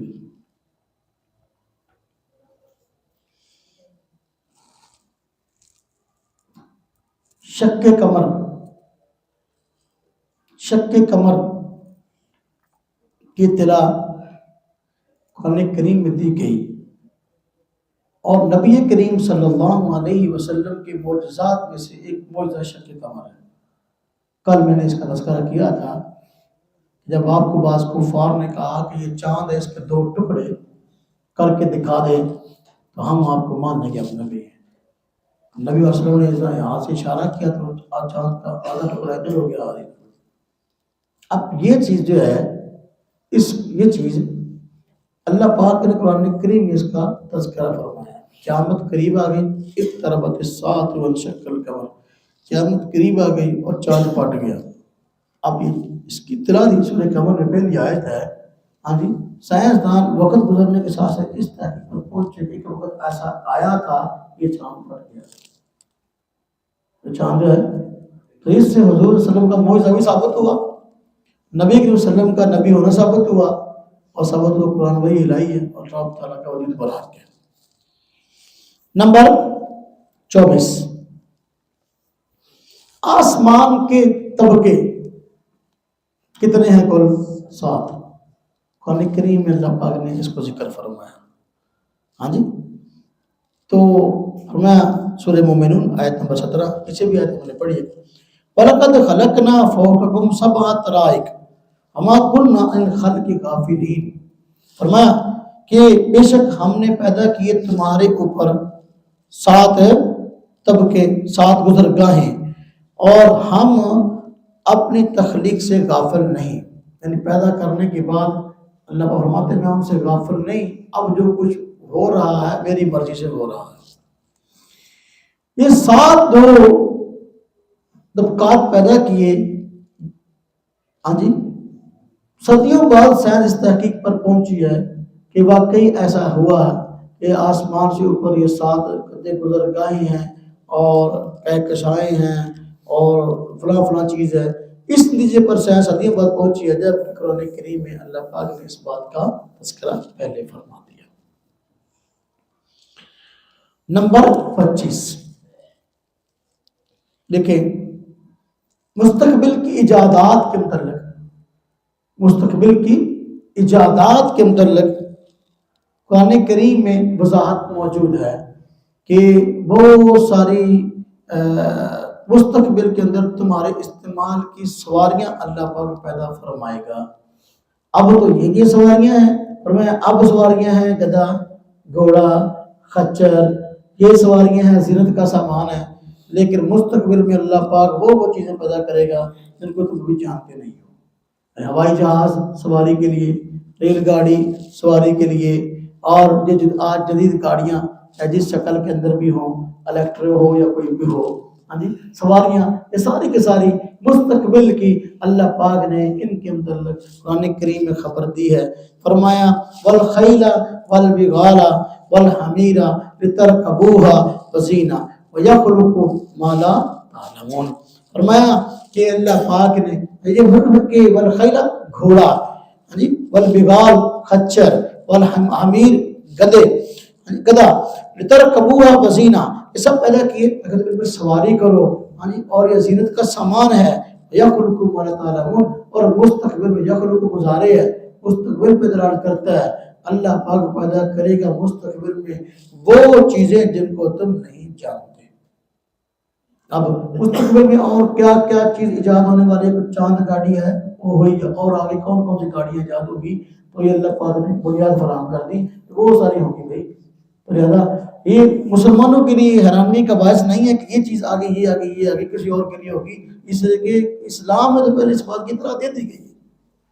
تو دیکھیں آج جو ایجادات ہو رہی ہیں، ہاں جی، طرح طرح کی سواریاں سفر کو آسان بنانے کے لیے وجود میں آ رہی ہیں، اس کی بنیاد قرآن کریم میں موجود ہے۔ اس سے بات ثابت ہوئی کہ واقعی قرآن اللہ پاک کلام ہے، اللہ پاک کا وجود برحق ہے، اور اسلام سائنس کا مربی ہے اور استاد ہے، نہ کہ سائنس کے خلاف۔ اچھا، میڈیکل نے بڑی ترقی کی ہے، ہاں جی، آج کل ہر مرض کے اسپیشلسٹ ڈاکٹر موجود ہیں، ہاں جی، کہتے ہیں ایم بی بی ایس فلاں، یعنی اس نے اسپیشلسٹ کی ہے، ڈگری اس نے لے لی بیچارے نے محنت کر کے، اس موضوع پر یہ کینسر کا جو ہے وہ اسپیشلسٹ ہے، یہ معدے کا ہے، یہ جگر کا ہے، ہاں جی یہ دل کے امراض کا ہے، مرضوں پر بڑی تحقیق ہو گئی ہے، ہاں جی اور انسان کی ذات پر بڑی تحقیق ہو گئی ہے۔ اللہ پاک نے قرآن کریم کے اندر ایک بڑی زبردست بات ارشاد فرمائی ہے، ہاں جی تخلیق کے اندر ہم دیکھتے ہیں ہمارے معاشرے کے اندر کہ بس اوقات کوئی انسان بچہ بچی پیدا ہوتا ہے، اس میں اعضاء عام روٹین سے ہٹ کر ہوتے ہیں۔ مثلا ایک بندہ اس کی انگلیاں 5 کی بجائے 6 ہے، ایک بس اوقات بچہ پیدا ہوتا ہے جی اس کے 1 سال کی بجائے 2 سال ہے، ایک بچہ پیدا ہو رہا ہے ہاں جی اس کی 1 ٹانگ ہے، ایک بچہ پیدا ہو رہا ہے اس کے 2 دھڑ ہیں۔ یہ تو آپ نے دیکھا اور سنا، لیکن کبھی آپ نے یہ سنا کسی نے کبھی کہا ہو کہ کوئی بندہ پیدا ہوا اور اس کے سینے کے اندر 1 کی بجائے 2 دل ہیں؟ 2 دھڑ والا تو سنا ہوگا، لیکن اس کے سینے میں 2 دلوں 2 دھڑوں کا تو ایسا نہیں ہے، کبھی نہیں سنا گیا اور نہ کبھی ایسا ہوگا، نہ کبھی ایسا ہوگا۔ کیوں؟ قرآن کریم میں اللہ پاک نے وضاحت فرما دی اس بات کی۔ عرب کے اندر ایک بات مشہور تھی کہ جو بندہ بول ذہین فتین ہوتا نا تو اس کے متعلق کہتے تھے اس کے سینے میں 2 دل ہے، ایک کا نہیں ہے 2 نہ کام کرتا، تائنا ذہین ہے۔ تو اللہ پاک نے فرمایا نا ما جعل اللہ لرجل من قلبین فی جوفہ، کہ اللہ پاک نے کوئی انسان بنایا ہی نہیں ایسا کہ جس کے سینے میں 2 دل رکھے۔ ہم کہتے دیکھو اتنی ترقی ہو گئی، یہ کلام 14 صدیاں پہلے جو ہے اللہ پاک نے ہم پہ نازل فرمایا، تو اس میں اطلاع دے دی کوئی انسان ایسا اللہ پاک نے بنایا نہیں جس کے سینے میں 2 دل ہوں۔ تو آج 2 دھڑوں والا، 2 سروں والا، ہاں جی 6 انگلیوں والا اور پتہ نہیں کون کون سا انسان ہوتا ہے، لیکن 2 دلوں والا انسان آج تک کسی نے نہیں دیکھا۔ تو اس سے بات ثابت ہوئی کہ جو بات قرآن کریم میں حتمی طور پر فرمائی گئی ہے وہ خارج الامر کے اندر بھی ایسے ہی ثابت ہے، تو یہ دلیل ہے اس بات کی قرآن کلام الہی ہے، وگرنہ حتمی معلومات سے بندہ بات کیسے کر سکتا ہے اس طرح، ہاں جی۔ اور اس بات کا ثبوت ہے کہ اللہ پاک کا وجود پر حق ہے، نبی کریم صلی اللہ علیہ وسلم اللہ پاک کے نبی ہیں، اور سائنس جو ہے ہاں جی یہ اللہ آپ کا بھلا کرے شاگرد ہے اسلام۔ کتنی دلیلیں ہو گئی؟ 26 27ویں دلیل دیکھیں، سائنسدانوں نے بڑی بھاگ دوڑ کر کے ہاں جی ادھر ادھر جو ہے وہ تحقیقات کر کے بڑا زور زمائش کر کے مختلف علاقوں خطوں میں جا کر دیکھا کہ آسمان جو ہے نا کہیں اس میں کوئی پلر اور سٹون نظر نہیں آتا، کتنے بھی نہیں۔ جب آسمان کی بڑی عمارت بنانے شاء پلر سٹون بنانے میں، اب دیکھیں ہم نے اگر اس طرح پلر نہیں دیے تو اس طرح پلر دینے پڑے ہیں، دیکھیں یہ دی ہوئے نا، یہ بھی سٹون ہے، چاہے اس طرح دے لو چاہے اس طرح دے لو۔ تو کوئی عمارت عام طور پر بغیر پلر سٹون کے نہیں ہوتی، بڑی عمارت جو ہے پلر دینے پڑتے ہیں۔ تو یہ اتنا بڑا آسمان اللہ پاک نے بنایا، اس کے متعلق اطلاع دی کہ بغیر سٹون کے بنایا، بغیر فرمایا اللہ الذی رفع السماوات بغیر عمد ترونہا، اللہ وہ ذات ہے جس نے آسمانوں کو بلند کیا بغیر ستون کے، جن پر دیکھ رہے۔ اب یہ سائنس بھی بیچاری بڑی بھاگ دوڑ کے پاس جب پہنچی ہاں جی کہ واقعی ایسا ہے، کہیں بھی چلے جاؤ کہیں بھی کوئی پلر اور ستون آسمان میں نظر نہیں آتا۔ تو پھر اس بات کی دلیل ہے یہ قرآن کریم جو ہے واقعی سائنس کا استاد اور مربی ہے، اور نبی کریم صلی اللہ علیہ وسلم اللہ پاک کے نبی ہے، اور اللہ پاک کا وجود پر۔ اچھا، اب قرآن کریم میں اللہ پاک نے ایک بات قاعدہ کلیہ کے طور پر فرمائی ہے، ہاں جی صدیوں پہلے کیا فرمایا کہ جو بھی چیز اللہ پاک نے بنائی ہے عام طور پر ان کے جوڑے جوڑے بنائے، کیا بنائے؟ جوڑے جوڑے، کلی نہیں، ہاں جی۔ تو فرمایا کہ من کل شیء خلقنا زوجین، ہر چیز کو بنایا ہم نے، پیدا کیا ہم نے جوڑے جوڑے۔ تو سائنس پہلے بھٹکتی رہی اپنی آرام میں کہ بھئی فلاں چیز ہے اس کا جوڑا نہیں ہے، فلاں کا ہے اس کا جوڑا نہیں ہے، لیکن آخر کار پر پہنچی ہے کہ نہیں بھائی ہر چیز کا جوڑا موجود ہے، ہر چیز کا جوڑا موجود ہے، کلی نہیں ہے۔ نباتات میں ہاں جی، حیوانات میں، جمادات میں اس طرح جوڑا ہے. وہ حدیث پاک بھی ہے نا، یہ تعبیر نخل والی جو روایت ہے. ایک مرتبہ مدینہ طیبہ کے اندر دیکھا نبی کریم صلی اللہ علیہ وسلم نے کہ صحابہ کرام کھجوروں کے ایک خوشی کو دوسرے خوشی سے ملاتے ہیں. تو اس سے آپ نے دیکھا تو پوچھا کہ بھئی یہ کیوں کرتے ہو؟ انہوں نے کہا کہ اس سے کھجوریں زیادہ ہوتی ہیں. فرمایا یہ کیوں کرتے ہو، یہ نہ کیا کرو. تو صحابہ کرام نے اگر ایسا نہیں کیا تو کھجوریں کم ہوئیں. تو آپ نے پوچھا کہ اس طرح کھجوریں کیوں کم ہوئی ہیں؟ تو صحابہ کو بتایا کہ وہ عمل جو ہم پہلے کرتے تھے ابھی نخل والا وہ اب نہیں کرتے.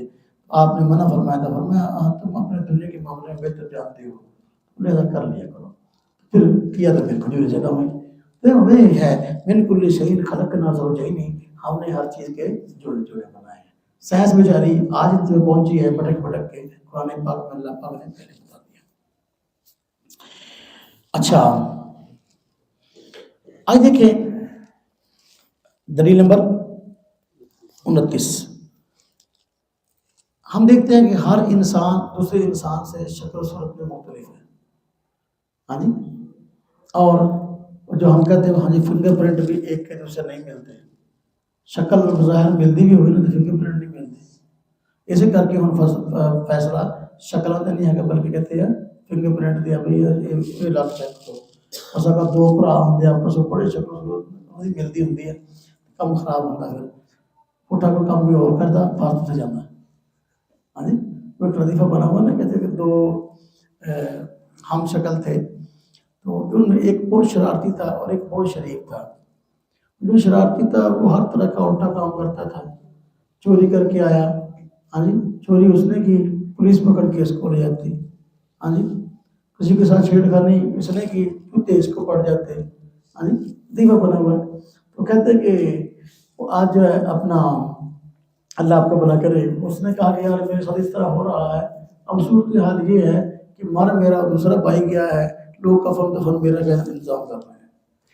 تو یہ اس طرح کی بات ہے. لیکن یہ کہ شکلیں تو شاید ملتی ہیں کس طرح، لیکن دیکھیں گے پھر بھی اللہ پاک نے جو ہے ایک انسان کی دوسرے سے الگ پہچان رکھی ہے. تو اللہ پاک نے قرآن کریم اس کا تذکرہ فرمایا ہے. فرمایا سورہ زمر آیت نمبر 6 ہے وَقَدْ خَلَقَكُمْ أَطْوَارًا، کہ ہم نے تم کو پیدا کیا طرح طرح سے.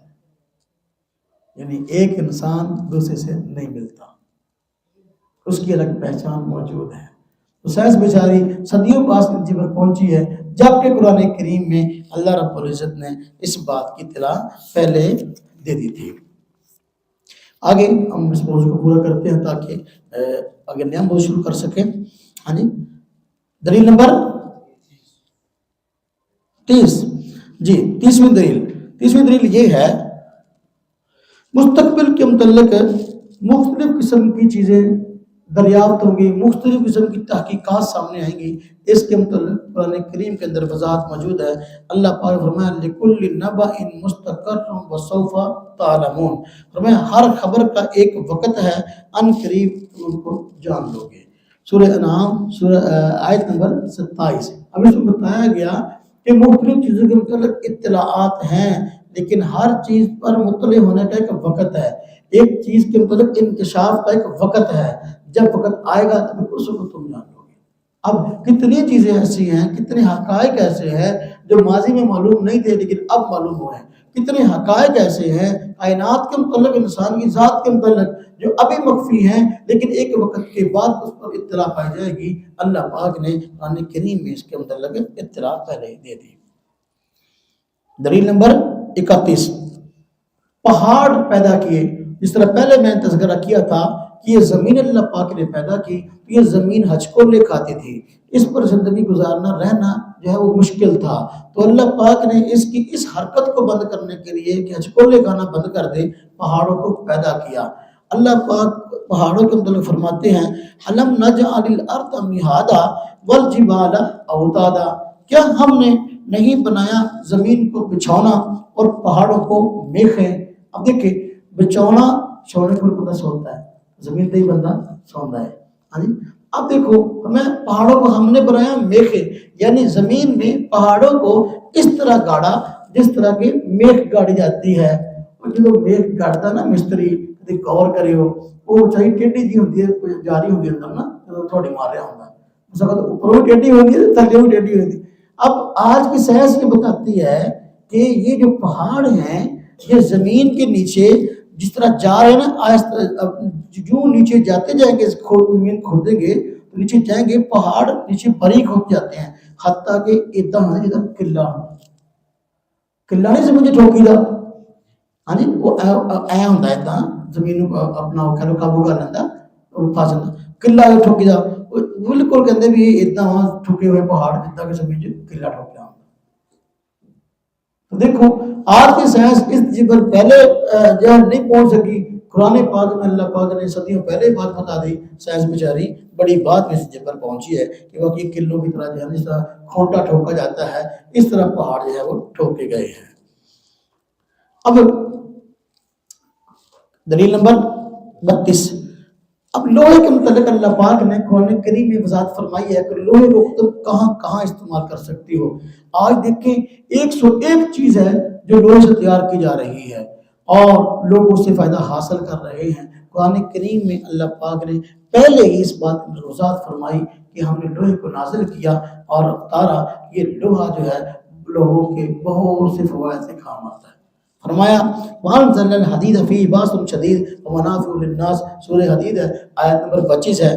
فرمایا کہ ہم نے لوہے کو اتارا کہ اس کے اندر نہر سکتی ہے اور لوگوں کے لیے اس میں منافع کی چیزیں ہیں۔ دیکھو آج کتنی چیزیں سینکڑوں تیار ہو رہی ہیں لوہے سے، تو یہ بنیاد آیت ہے جو اللہ پاک نے بتا دیا کہ تم اس سے طرح طرح کے فائدے حاصل کر سکتے ہو۔ تو یہ دلیل ہے اس بات کی واقعی قرآن کلام الہی ہے، رب تعالیٰ کے وجود پر حق ہے۔ آگے دیکھیں دلیل نمبر 33، مستقبل کی فلکیات کی بنیاد۔ فلکیات علم حائط یہ سائنس کا موضوع ہے، اس کے متعلق اللہ رب العزت نے بنیادیں فراہم فرمائی۔ فرمایا فَقُلْ الْحَمْدُ لِلَّهِ سَيُرِيكُمْ آيَاتِهِ فَتَعْرِفُونَهَا وَمَا رَبُّكَ بِغَافِلٍ عَمَّا تَعْمَلُونَ، سورہ نمل آیت نمبر 93 ہے۔ فرمایا فقل، آپ فرما دیجئے الحمدللہ، تمام تعریفیں اللہ کے لیے ہیں، سَيُرِيكُمْ آيَاتِهِ، وہ دکھائے گا تم کو اپنی قدرت کی نشانیاں ہیں مستقبل میں، فَتَعْرِفُونَ، تم اس کو پہچان لو، ان کو پہچان لو گے، اور تمہارا رب ان کاموں سے غافل نہیں جن کو تم کر رہے ہو۔ اب دیکھیں فرمایا سَيُرِيكُمْ آيَاتِهِ فَتَعْرِفُونَهَا، اللہ پاک اپنی قدرت کی نشانیاں تمہارے سامنے وہ مستقبل کے اندر ظاہر کرے گا اور تم اس کو پہچان لو گے۔ اب دیکھیں آج وقت گزرنے کے ساتھ ساتھ اب علم حائط فلکیات ترقی ہو رہی ہے اور لوگوں کو معلومات حاصل ہو رہی ہیں۔ رب تعالیٰ نے پہلے بتا دیا کہ مستقبل میں تمہیں یہ معلومات ملیں گی۔ دیکھیں وہ ذات جس نے معلومات فراہم کرنی ہے، یہ کلام اسی کا ہے، اس سے معلوم ہوا رب تعالیٰ کے وجود پر حق ہے۔ قرآن کریم اللہ پاک کا کلام۔ دیکھیں انسان مختلف منصوبے بناتا ہے، اچھے بھی برے بھی، نیکی کے کام کے لیے بھی گناہ کے لیے بھی۔ تو یہ منصوبے کہاں بنتے ہیں؟ منصوبے کتنے بنتے ہیں؟ قرآن کریم میں اللہ رب العزت اس بات کی وضاحت فرمائی کہ منصوبے کہاں تیار ہوتے ہیں؟ جہاں ہوتے ہیں یہ پیشانی بندہ جڑا کو پٹھی گل سوچ جانا کہ سوچ جانا۔ اس لیے قرآن کریم میں اللہ پاک نے فرمایا کلا لئن لم ينتہی لنسفعا بالناصیہ ناصیۃ کاذبہ، اور کاذبۃ خاطیہ، یہ جو ہے نا کلا لئن لم ينتہی، ہرگز نہیں، اگر یہ باز نہ آیا تو پھر ہم اس کو پیشانی کے بالوں سے پکڑیں گے۔ ایسی پیشانی یہ جھوٹی ہے اور گناہ گار ہے۔ یہ جھوٹی یعنی دماغ کے اندر گناہ سوچنے والی، یہ گناہ کے سوچنے کی جگہ ہے، یہ انسان کی منصوبہ بندی کی جگہ ہے، یہ قرآن نے بتا دیا۔ تو وہ چیز جو صدیوں بعد ان کو معلوم ہوئی ہے کہ واقعی بندہ جو منصوبہ بندی کرتا ہے تو وہ دماغ کے اس حصے سے ہوتی ہے، تو قرآن کریم میں اللہ پاک نے صدیوں پہلے بتا دیا۔ اب دیکھیں قرآن کریم کے اندر سمندروں کا تذکرہ ہے، سمندروں کا تذکرہ ہے، تو بتایا گیا دو سمندر جب آپس میں ملتے ہیں تو اس طرح نہیں ملتے ہوتے کہ ایک دا پانی دوسری جو بڑی جائے دوسری دا پہلے جو بڑی جائے، بلکہ درمیان میں آڑ ہوتی ہے۔ وہ آڑ نظر نہیں آتی کسی کو لیکن آڑ موجود ہے۔ پہلے لوگ کہتے تھے دیکھو قرآن کریم میں کہا گیا 2 سمندروں میں آڑ ہوتی سمجھ نظر کیوں نہیں ہے، لیکن وقت گزرنے کے ساتھ ساتھ واقعی یہ بات ثابت ہو گئی کہ بھئی دیکھو 2 سمندر کئی جگہ پر اکٹھے ملتے ہیں لیکن پھر بھی ایک کا پانی دوسرے میں نہیں ملتا، درمیان میں لگتا ہے بھی ایسی کوئی آڑ موجود ہے جو ایک کے پانی کو دوسرے ملنے نہیں دیتی۔ قرآن کریم میں یہ بات صدیوں پہلے موجود ہے۔ فرمایا سورہ رحمان آیت نمبر 19 اور 20 مرج البحرین یلتقیان بینہما برزخ لا یبغیان، میں اسی نے 2 سمندر مل کر چلنے والے نکالے اور ان دونوں میں ایک پردہ رکھا کہ ایک دوسرے کی طرف بڑھ نہیں سکتے۔ اب 2 سمندروں کے ملنے کی جگہ پر درمیان میں پردہ نظر نہیں آتا، لیکن قرآن کریم میں اللہ پاک نے اس پردے کا تذکرہ صدیوں پہلے فرمایا ہے، سائنسدانوں کو آج معلوم ہے۔ وہ بات سمجھ آئی کہ نہیں آئی؟ اللہ آپ لوگوں کا بھلا کرے۔ اسی طرح قرآن کریم میں اللہ پاک نے 2 ایسے سمندروں کا بھی تذکرہ فرمایا ہے کہ جن میں سے ایک کا پانی میٹھا اور دوسرے کا پانی کڑوا ہے، لیکن اس کے باوجود دونوں کا پانی آپس میں ملتا نہیں۔ فرمایا کہ وَهُوَ الَّذِي مَرَجَ الْبَحْرَيْنِ، اللہ وہی ذات ہے کہ جس نے چلایا 2 سمندروں کو، ھذا عذب فرات، کہ یہ ایک ہے نا، یہ ہے میٹھا اور پیاس بجھانے والا، وَھذا مِلْحٌ اُجاج، اور ایک ہے کڑوا اور کھارا۔ تو فرمایا اور ان دونوں کے درمیان ایک روک اور آڑ بنا دی، ایک روک بنا دی یعنی بینہما برزخ وحجر ماجورہ، اور ایک آڑ بنا دی۔ اب دیکھیں یہ 2 سمندر کے 2 آپس میں ادھر ایک بہ رہا ہے ادھر دوسرا بہ رہا ہے، ان دونوں کے درمیان ایک آڑ اور روک بنا دی۔ ایک کا پانی میٹھا ہے پیو تو پیاس بجھتی ہے، دوسرے کا پانی کھاری اور کڑوا ہے، پیو تو پینے کو جی نہیں چاہتا، پیو تو پیاس نہیں بجھتی۔ ایسے 2 سمندر دنیا میں کہاں ہیں؟ تو لوگوں کو پہلے پتہ نہیں تھا، تحقیق کے بعد ان کو پتہ چل گیا کہ واقعی فلاں جگہ سمندر موجود ہے اور ان دونوں کی ایسی خوبی ہے، مگر عام طور پر تو جو ہے وہ اس چیز کی اطلاع ان کو نہیں تھی۔ دیکھیں ہم نے کتنے دلائل اس چیز پہ پیش کیے ہیں، وہ سینکڑوں مزید پیش کر سکتے ہیں کہ واقعی قرآن کریم کلام الہی ہے اور رب تعالیٰ کا وجود برحق ہے۔ پورے قرآن کریم کے اندر آپ دیکھیں کوئی پارہ خالی نہیں، کوئی صورت خالی نہیں کہ جس میں اللہ پاک نے عجائبات کو ذکر نہ کیا ہو اور ایسی تحقیقات کو ذکر نہ کیا ہو کہ جس پر عوام صدیوں بعد مطلع ہوئی ہے۔ تو پھر آج ہم کہتے ہیں ملحدین کو جو کہ اسلام کے خلاف لڑ لے کے پڑے ہوئے ہیں، ہم کہتے ہیں بھائی اپنی عقل کو استعمال کرو اور اپنی عقل کو استعمال کر کے انصاف سے کام لو، قرآن و سنت کا اطمینان کے ساتھ دل جمی کے ساتھ انصاف سے مطالعہ کرو تو اس نتیجے پر پہنچو گے کہ واقعی رب تعالیٰ موجود، قرآن کلام الہی ہے، نبی کریم صلی اللہ علیہ وسلم اللہ کے نبی ہیں۔ تو ایک دلیل نہیں، سائنس کی بنیاد پر تم کبھی بھی رب تعالیٰ کے وجود کا انکار ثابت نہیں کر سکتے، بلکہ سائنس کی بنیاد پر ہم رب تعالیٰ کے وجود کو ثابت کرنے پہ درجنوں دلائل آپ کے سامنے پیش کر سکتے ہیں جس طرح کے ہم نے پیش کیے ہیں۔ تو الحمدللہ اللہ تبارک و تعالیٰ کا شکر ہے کہ جس نے ہمیں اسلام جیسی عظیم نعمت عطا فرمائی، اور اس عظیم نعمت کی قدردانی ضروری ہے۔ ہمیں چاہیے اسلام کو سمجھیں، اسلام پر عمل کریں، اسلام کے اس پیغام کو عام کریں، ان لوگوں تک پہنچائیں جو بیچارے سمجھتے ہیں کہ شاید ہر مذہب ایسا ہی ہے جو چند رسومات کا نام ہے اور ایسے نظریات کا نام ہے جو کل میں آنے والے نہیں، بلکہ اسلام ایسا مذہب ہے جو کہ حقائق کی بات کرتا ہے اور ایسے نظریات ایسی تعلیمات مبنی ہے جس کو واقعی عقل سلیم تسلیم کرتی ہے۔ تو مستقبل میں انشاءاللہ غلبہ اسلام کی بنیادی تعلیمات کی وجہ سے ہوگا، اسلام کے حقائق کی وجہ سے ہوگا۔ کتنے ایسے سائنسدان ہیں جو ماضی میں ملحد تھے، لیکن جب انہوں نے قرآن کریم کو پڑھا اور تحقیقات کی تو بالکل ان کو اس بات کا علم ہوا کہ واقعی قرآن کریم یہ وحی الہی ہے، اس میں ایسی باتیں ذکر کی گئی ہیں جس کی تہہ تک آج تک ہم نہیں پہنچے، بیچارے مسلمان ہو گئے۔ تو ہم جو باقی مولدین ہیں ان کو بھی دعوت دیتے ہیں کہ قرآن کریم میں اور اس کے ذکر کیے ہوئے حقائق میں غور کریں، تو انشاءاللہ تعالیٰ یہ آپ لوگوں کی بھی ہدایت کا ذریعہ بنے گا۔ اللہ پاک عمل کی توفیق عطا